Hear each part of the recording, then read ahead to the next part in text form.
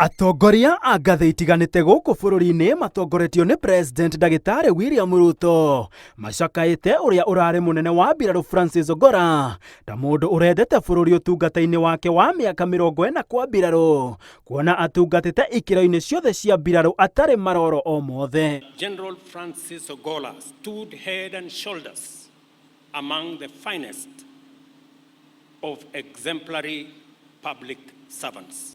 He was full of very good jokes, and many a time in tense situations, he would make everybody feel comfortable.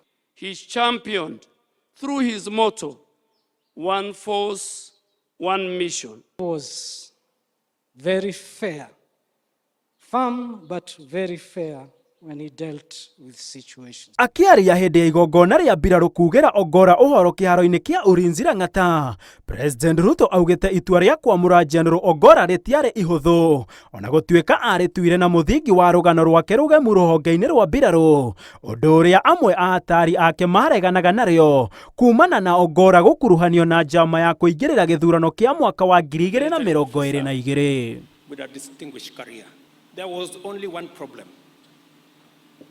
The events of the 15th of August at the Bomas of Kenya.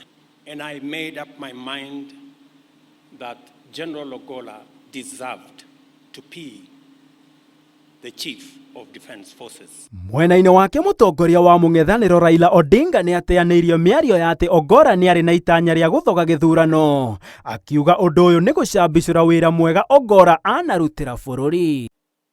By his own conduct, he showed that he loved his country and he was prepared to serve and die on behalf of his country. Omwaria thutha wonge macakaĩte General Francis Ogolla na ciugo thuranĩre, no ndũmwe maretĩkanĩria nĩ atĩ nĩ ararĩ na wendo mũingĩ kũrĩ bũrũri wake na wona ehokerwo wĩra araũrutaga kĩhinyio. Handũ-inĩ ha Inooro TV kuma kĩharo kĩa Ulinzi Sport Complex kaunti-inĩ ya Nairobi.